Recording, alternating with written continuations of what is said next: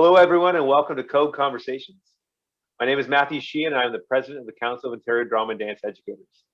Before we begin, Code acknowledges that our association spans land across Turtle Island, which is the traditional territory of many Indigenous peoples. We honor them as the original storytellers and stewards of this land. May we never forget their legacies, and may we learn well the lessons their descendants have to teach us about living on and with the earth. We will practice this sign of respect, acknowledge the rich history of these lands and Indigenous nations, honor the truth of the past, and uphold our original treaty, the Two Row Wampum, to peacefully care for the land and each other through our drama and dance teaching practices. And I'm coming at you right now from the traditional territories of the Haudenosaunee, Anishinaabe, and Wendat Huron peoples. A land acknowledgement is nothing without action. We must all take steps toward reconciliation and justice through our practice. So my guest for this conversation is Ayesatta Conteh. She's a mover, a free spirit, a former dancer with Cova Collective of Black Arts. Where she started her dance training with dance mentors Bakari Lindsay, Charmaine Headley, and Junia Mason, the founding members of Cova, and toured the Canada and part of the US. She's a graduate of York University in the BFA in dance with a year of theater. And then she realized she needed more training and visited New York, checking out dance training schools before coming back to Toronto and becoming a dance teacher. She's currently teaching K-8 drama, dance, and music in the Integrated Arts on Rotary and core science and social studies at Chief Dan George Public School and the TDSB in Scarborough.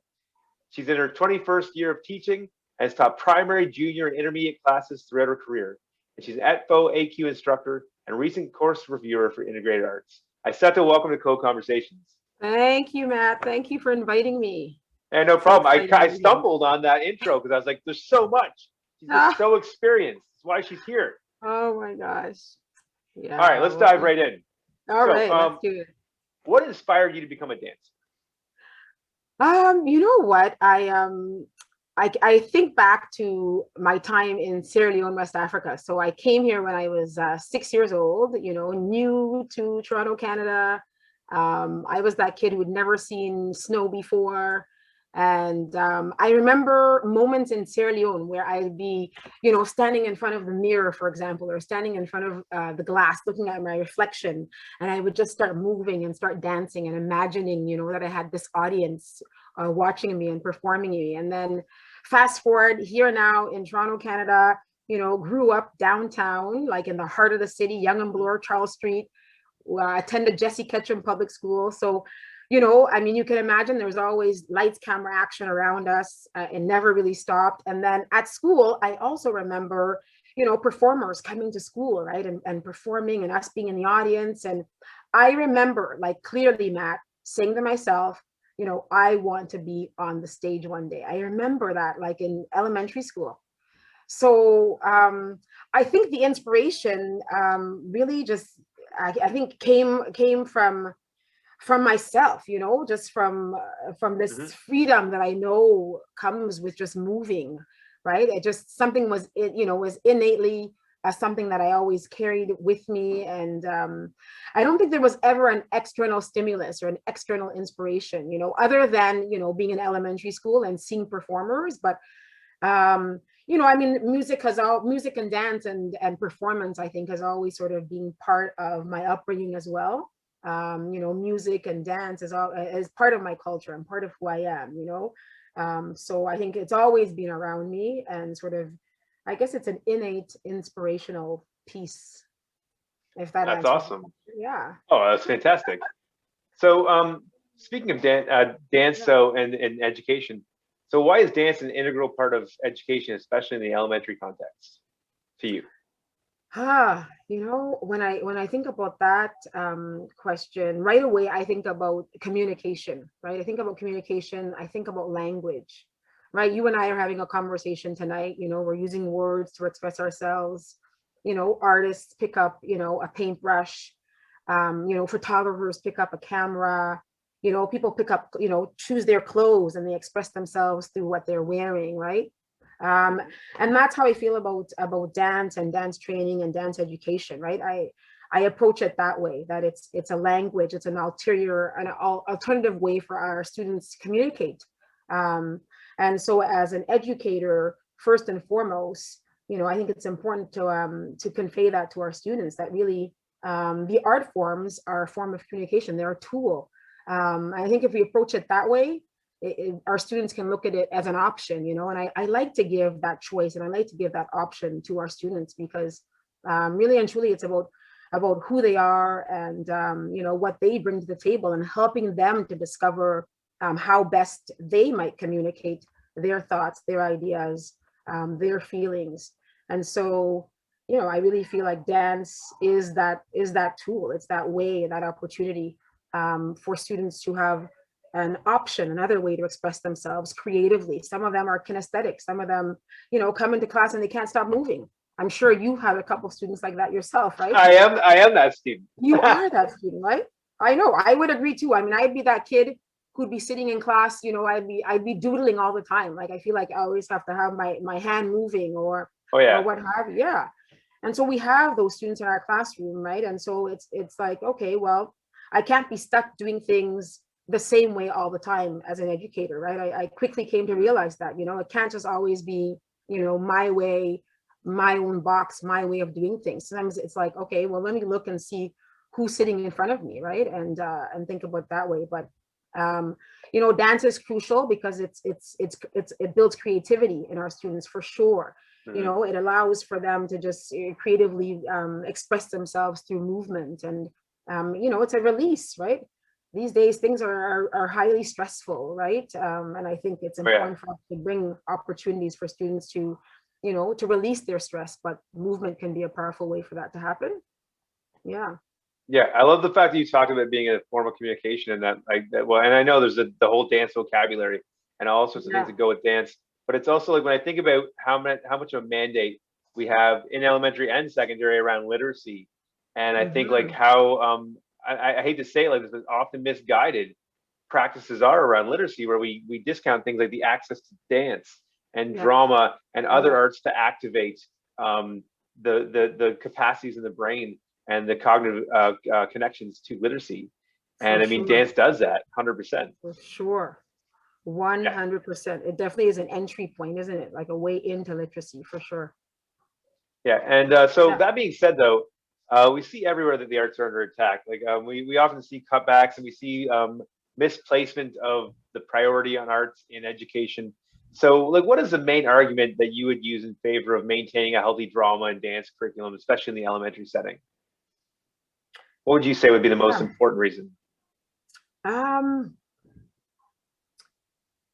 Well, definitely, you know, critical thinking, you know, when it comes to building like critical thinking skills, like the arts definitely help to build those skills. You know, I mean, when we think about, creativity and critical thinking, I mean, how can you do that without exposing students to the arts, right? It's integral. It is, you know, it's another way for them to develop their brains, right? We can't just think about how brains develop in, you know, a singular way. It's a very multi-dimensional, you know, process. And, you know, the arts definitely add to that process, add to that growth, add to that skill building, right? So I think more than anything, we need the arts to support critical thinking, to support creativity.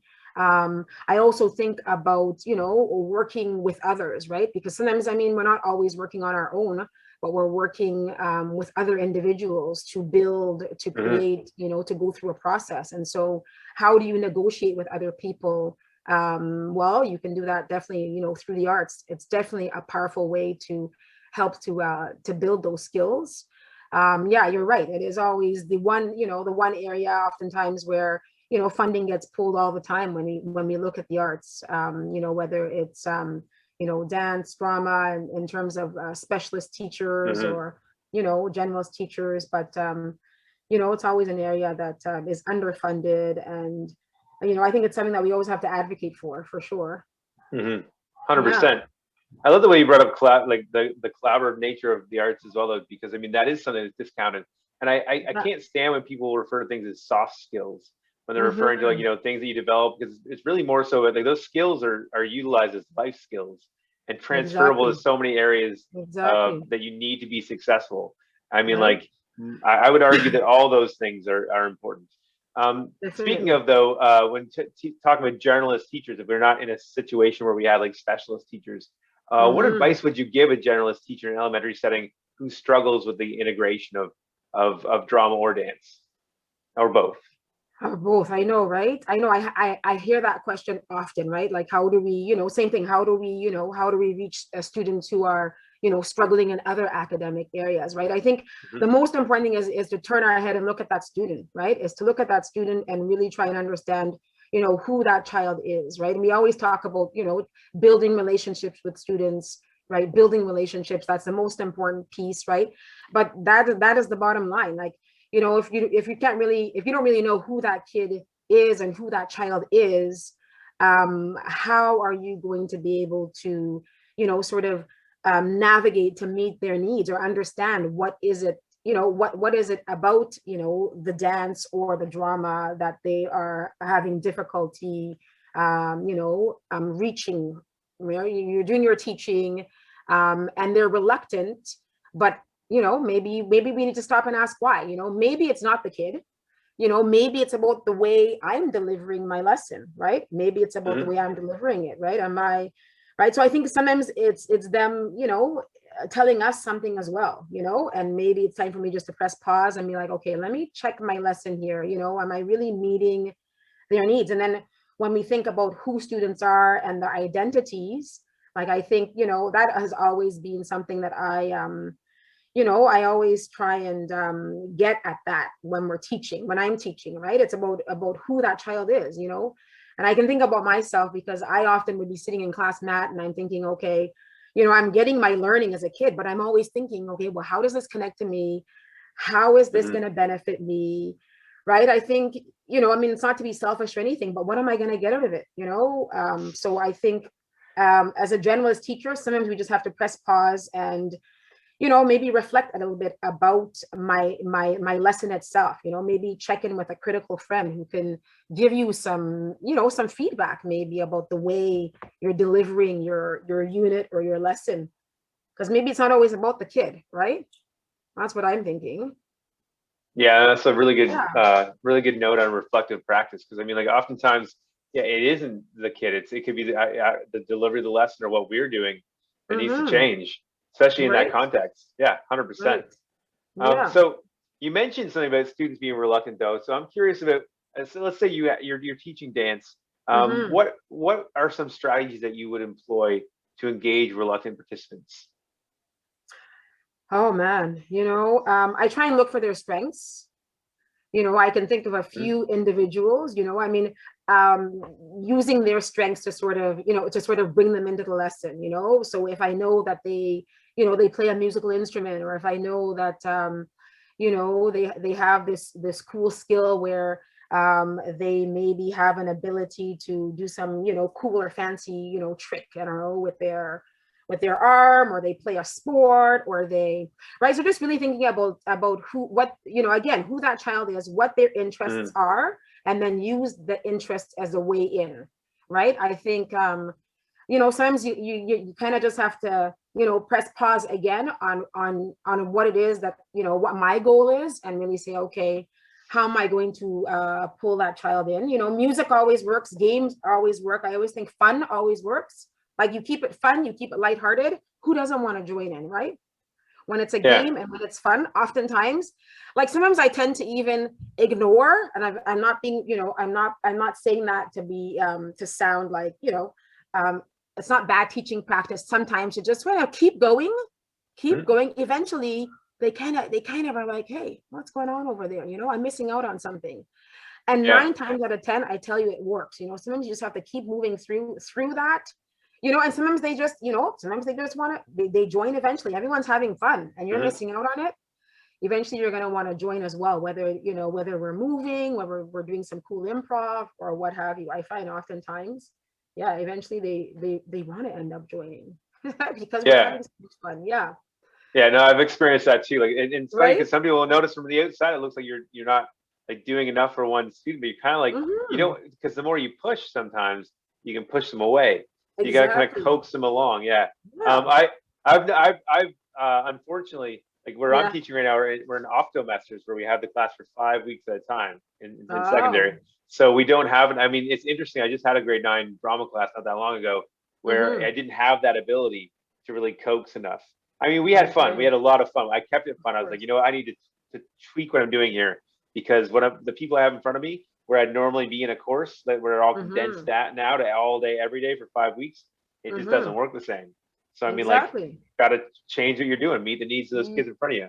Exactly. Awesome. Just, I wanted to say one last thing. The other thing, like you said, is just to ask the kids, you know, ask that child too.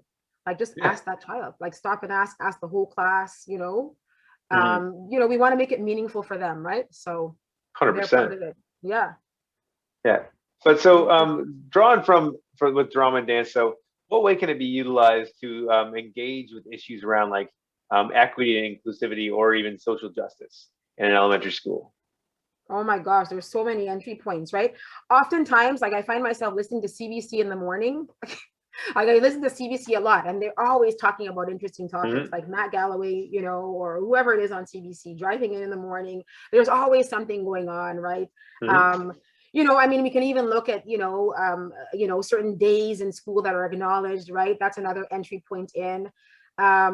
But also, you know, I also believe that you also have to ask the kids as well, right? I mean, again, it has to be meaningful for them, but, you know, what is it that bothers them? What is it that they're concerned with? You know, always checking in with them, you know, and finding out what's on their hearts, what's on their minds, because we have to make it meaningful for them, right? And I bring the strategies, I bring the tools, and I, you know, help them to get there, but the content and the meat of it all has to come from them, right? And, you know, and then we work on it together. I mean, recently I'm working with my grade 6, 7, 8s. Yeah, we have a triple split.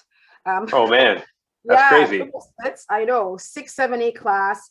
And we were looking at contributions of female musicians, right? And female musicians, again, who are speaking on specific issues of injustice. So who are these female musicians, right? So you know, that's our entry point in, right? And so they really are enjoying it, right? And having those conversations about, you know, some of these musical artists and, you know, what is it that they stand for and what is it that they're all about? And this was all, you know, for acknowledging International Women's Day and Women's History Month, and really looking at and celebrating, you know, the contributions of women, but in the, you know, in the world of music. But again, that's going to move into some, you know, drama and some movement as well. But our entry point was music. That's awesome. Yeah. So, I mean, there's so many ways that we can utilize it in the arts. I mean, it's an opportunity, to speak up on something, to use our voices and our bodies, right? To question and to talk about different issues, for sure.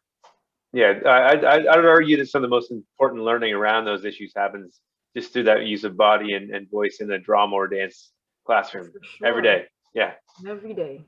I agree. So, as a code member, what are some resources that you found, like on the website or through your code work, that has that you found useful, that you could recommend to some people? Yeah, you know, there's a couple units that have been written. Like, I've written a few of them myself, and you know, I often find I go back to code when I'm in need of strategies, or when I'm in need of, like, maybe, you know, a new way of looking at a particular issue or a particular you know, content area, because a lot of the units on there are cross-curricular, and that's what I love about our units and our lessons, is everything, you know, you can find a way in, you know, whether it's social studies, whether it's science, whether it's you know, whatever the topic is. But one of them, it's called World on Fire.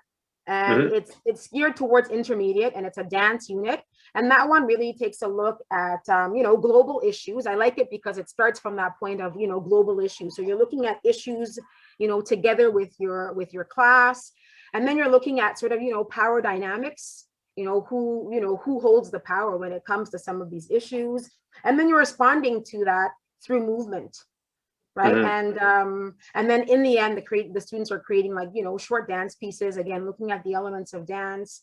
You know, one strategy I love to use is flocking, and they use flocking in that particular unit, but flocking can be so powerful. And it's, you know, and it's a nice way for students to work together, because they're sort of improvising and sort of, you know, feeling each other and moving off of each other's movements. So that's one unit that Mhm. I really liked. And I would definitely, throw out there if anyone is looking for, yeah, an awesome unit or, a lesson. And the other thing also, Matt, you can use particular lessons. I mean, if you're looking for a whole unit, great, but the Mhm. lessons on their own sometimes can be so powerful, because not only do you get like Blackline Masters as well, you get, assessment pieces as well, which I Mhm. find really helpful as well. Yeah, and that's Yeah. and I always find like when I talk to people about the resources, I talk about the Mm-hmm. fact that you can use them as is, or like you can use pieces of them, or like think Exactly. about how this is an access point for you to then develop something in your own practice, because only you know those Exactly. students in front of you.